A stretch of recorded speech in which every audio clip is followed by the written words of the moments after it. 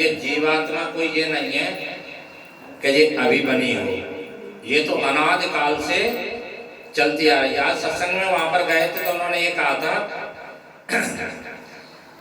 हर आदमी अपना प्रमोशन चाहता है।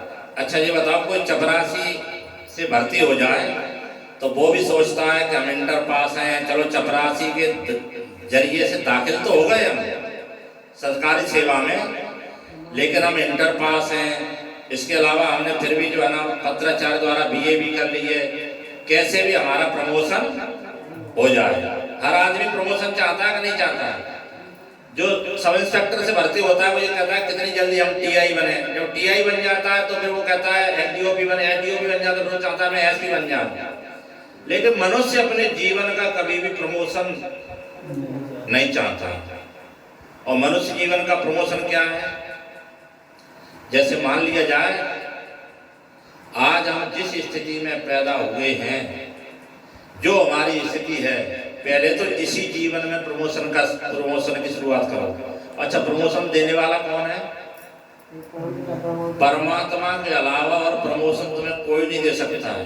माता पिता तुम्हारे लाख हित चाहें, लेकिन उस परम पिता का अगर हित तुम्हारे अंदर तुम्हारे ऊपर नहीं है तो माता पिता लाख उपाय कर ले तुम्हारा हित, और लेकिन जिसकी निगाह परमात्मा की जिसके ऊपर निगाह हो जाए फिर उसका दुनिया में कोई कुछ बिगाड़ सकता है?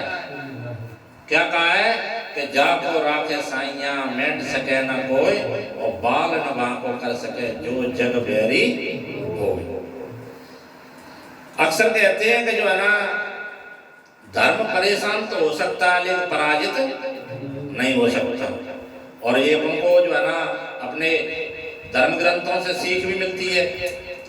पांडव जो है ना धर्म के मार्ग पर थे और कौरव अधर्म के मार्ग पर थे। परेशान तो हो गए, ऐसी बात नहीं कि उन्हें परेशानी नहीं झेलना पड़ी, परेशानी बहुत सारी परेशानियों का सामना करना पड़ा है। लेकिन एक बात और भी रहती है, जो व्यक्ति धार्मिक होता है, धर्मात्मा होता है, ईश्वर भक्त होता है, ईश्वर पर परम विश्वास करता है, वो कितनी भी परेशानियों में कभी वो डिग नहीं सकता है। अच्छा पांडव जी बताओ, उनके साथ कितना महाभारत अपन देखते हैं, कितना अन्याय हुआ, वनवास, फिर उसके बाद अज्ञातवास, अज्ञातवास इतना करने के बाद भी उन्होंने ये कहा शांति दूत बनकर के श्री कृष्ण भेजे कि चलो अगर ये हमें 5 गांव भी दे दे तो हम उसी में गुजारा कर लें, क्यों अपनों को मारे अपने, ये भी फिर भी। और इसके बाद भी जब जो है ना वहां से नहीं मिला तो अर्जुन जो है ना धर्मात्मा व्यक्ति वैसे लड़ना नहीं चाहता है किसी से, किसी को मार करके अपना पेट भरना, किसी का राज्य जो है ना मार करके छीनना, ये धर्मात्मा व्यक्ति का स्वभाव नहीं है। अर्जुन तो जाकर के दोनों सेनाएं आमने सामने खड़ी हो गई थी, वहां भी जाकर के उसका मन ये हो गया कि ये तो हमारे गुरु है जिन्होंने मुझे बचपन में पढ़ाया था, ये हमारे पितामह हैं जिन्होंने मुझे अपनी गोद में खिलाया था, और ये हमारे भाई हैं। अरे है तो भाई हमारे, मतलब सगे भाई नहीं है तो हमारे ताऊ के भाई, ताऊ के बच्चे इसलिए चचेरे चाचा ताऊ के भाई हैं, और ये गुरुपुत्र है। इस प्रकार से देख करके और उसका फिर भी ये सोच लिया, और यहाँ तक कि अर्जुन के मन में तो ये आ गया कि ऐसे राज्य से तो दुर्योधन मुझे मार दे, मैं मरना मंजूर करता हूँ, लेकिन इन लोगों को मार करके मैं राज्य नहीं चाहता। तो दोनों हाथ जोड़ करके श्री कृष्ण के सामने खड़ा हो गया। बताओ धर्मात्मा था कि नहीं? लेकिन यहाँ इस जगह पर जो है ना श्री कृष्ण ने ये कहा कि नहीं, धर्मात्मा तो तुम हो, तुम दूसरे को मार करके और अपनी चीज भी नहीं लेना चाहते हो, मतलब तुम्हारा जो अधिकार है उसको भी नहीं लेना चाहते हो, ये धर्म नहीं है। वहां जो है ना शिक्षा दी, धर्म क्या है? अधर्मी अगर नहीं, दुष्ट नहीं माने तो हिंसा बहुत जरूरी है, दुष्ट नहीं माने तो हिंसा बहुत जरूरी है। दुर्योधन दुष्ट था और वो किसी भी परिस्थिति में मानने वाला नहीं था, तो उन्होंने यह कहा ये धर्म नहीं है, अब तुम अधर्म पे जा रहे हो, क्योंकि अगर तुम इसको छोड़ दोगे तो अधर्म और बढ़ेगा। अगर यहीं पर तुम्हें नष्ट करना है तो धर्म की स्थापना हो सकती है। अच्छा इतना धैर्य और ये सब चीज आई कहां से? धर्मात्मा व्यक्ति कभी भी किसी की चीज, महर्षि स्वामी दयानंद जी बता रहे थे कई दिनों के भूखे थे, बहुत दिनों के भूखे थे, और ये मानो भूख के मारे इतने व्याकुल थे कि कि रात का समय था, जो है ना खेत के पास बैगन का एक खेत था, वहीं पर मूर्छित होकर गिर जाते हैं। और सुबह जब किसान आता है तो किसान ने जब उनकी मूर्छा जगाई तो ये कहा, क्यों महाराज जी ऐसी क्या बात हो गई कि कई दिनों से मुझे कुछ भी नहीं मिला है कुछ खाने को, अगर आपकी आज्ञा हो जाए तो एक बैगन उससे तोड़ के खेत से दे दो, बैगन खा ले। अब ये बताओ, बैगन बिल्कुल पास में था और वहीं पर जो है ना खाने पीने के हिसाब से वो बेहोश हो रहे थे, लेकिन बैगन तोड़ के नहीं खाया। क्यों नहीं खाया? धार्मिक व्यक्ति बगैर जिसकी वस्तु को उसके स्वामी के बगैर ग्रहण नहीं करना चाहता। तो किसान ने कहा कि बैगन तोड़ के खा लेते आप, तो मैंने कि मैं कैसे खा लेता, इस बैगन के जो है ना स्वामी तो आप हो, मालिक तो आप हो, मालिक की इच्छा के बगैर या मालिक के जानकारी के बगैर, उसकी इच्छा के बगैर अगर मैं बैगन खाता तो वो बैगन कैसा होता? चोरी का होता। कैसा होता? चोरी का होता। और अष्टांग योग में जो है ना चोरी ना करना बताया गया है, चोरी नहीं करना चाहिए। तो ये बताओ, महर्षि स्वामी दयानंद ने अष्टांग योग का पूरा पालन किया था कि नहीं किया था? ऐसे ही श्री राम जो है ना धर्मात्मा थे। वैद्य सुखैन आता है लंका से, इधर जो है ना अपने भाई की जो है ना लाश पड़ी हुई है, और वैद्य सुखैन ये कहता है, हे राम, अगर मैं शत्रु पक्ष के व्यक्ति का अगर इलाज करता हूं, मैं वैद्य तो जो है ना लंकेश का हूं, रावण का हूं, और शत्रु पक्ष का अगर मैं इलाज करके और इसको जीवित करता हूं तो ये मेरा धर्म भ्रष्ट है। मैं अपने राजा के प्रति मेरा जो धर्म है वो हमारा धर्म नष्ट हो रहा है। तो वहां पर जो है ना जो धर्मात्मा व्यक्ति होता है वो धर्म को याद दिलाता है। वो ये कहता है कि वैद्य जी ये बताओ, अगर तुम्हारा धर्म नष्ट हो रहा हो तो लक्ष्मण बेशक मर जाए, मैं लेकर ये नहीं कहूंगा कि तुम अपना धर्म बिगाड़ लो।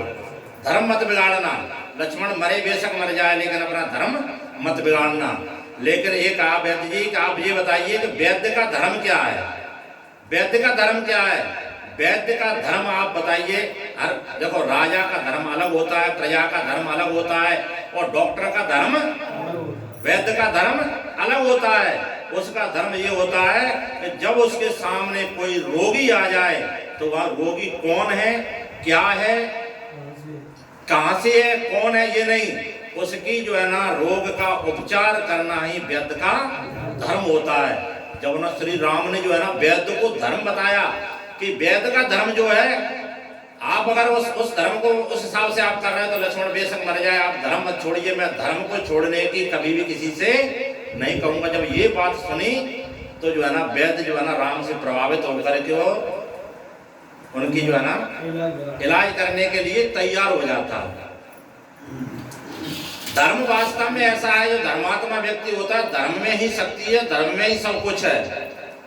और जितने भी राम और कृष्ण और जितने भी महापुरुष हनुमान हो, जो भी हैं, आज उनको जो पूज रहे हो तुम, जो पूजा कर रहे हो, जो उनकी पूजा हो रही है, उनके मंदिर बने हुए हैं, उस धर्म के ही कारण बने हुए हैं।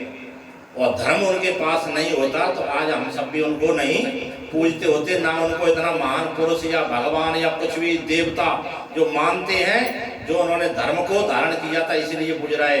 अगर अपन सब में भी कोई अगर धार्मिक व्यक्ति अगर बन जाएगा तो मैं ये तो नहीं कहता हूँ कि तुम्हारी पूजा होने लगेगी, लेकिन इतना जरूर है कि पीछे जो जनता है तुम पे भरोसा और विश्वास करने लगेगी। ये कहेगी कि फलाना व्यक्ति धार्मिक है, वो किसी के साथ में हित नहीं कर सकता, इतना तो भरोसा समाज में हो ही जाएगा। तो लेकिन क्या है, ये सब गिरावट कहां से आई? गिरावट कहां से आई? हम राम को छोड़ गए। राम को छोड़ ही दिया, ये मत समझो अखंड रामायण आप पाठ जरूर कर रहे हो, लेकिन राम के बारे में चिंतन करो। जो राम के बारे में सच्चा चिंतन करने लगेगा वो ईश्वर भक्त हो जाएगा। कृष्ण के बारे में अगर तुम सच्चा चिंतन करने लगोगे तो तुम सच्चे भक्त हो जाओगे। अच्छा ये बताइए, राम ने कभी भी ये नहीं देखा था कि ये कौन है और ये कौन है। उन्होंने तो ये देखा था कि सच्चा जो है ना हमारा मित्र कौन है। वहां बताओ किसी प्रकार के निषाद जो जिनको आज कहते हैं, ये केवट वगैरह मलाह वगैरह हैं, उन्होंने क्या किया था, वो मरने के लिए तैयार हो गए थे।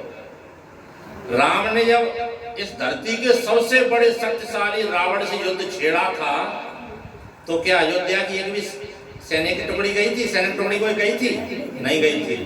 केवल अपने धर्म पे चलते हुए ही, और सभी लोगों ने उन पर विश्वास कर लिया था, उनके लिए मरने के लिए तैयार हो गए थे।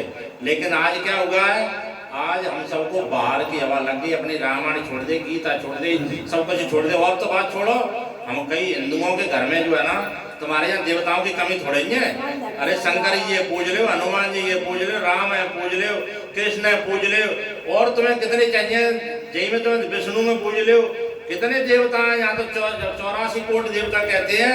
लेकिन फिर भी यहाँ जो है हिंदुओं के घर में बहुत बड़ा पोस्टर में देखता हूँ साईं बाबा, और साईं बाबा को आप पूछते जरूर हो, साईं बाबा की हिस्ट्री नहीं मालूम है आपको, बिल्कुल फ्रेश मुसलमान था,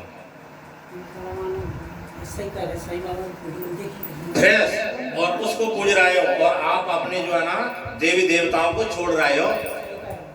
10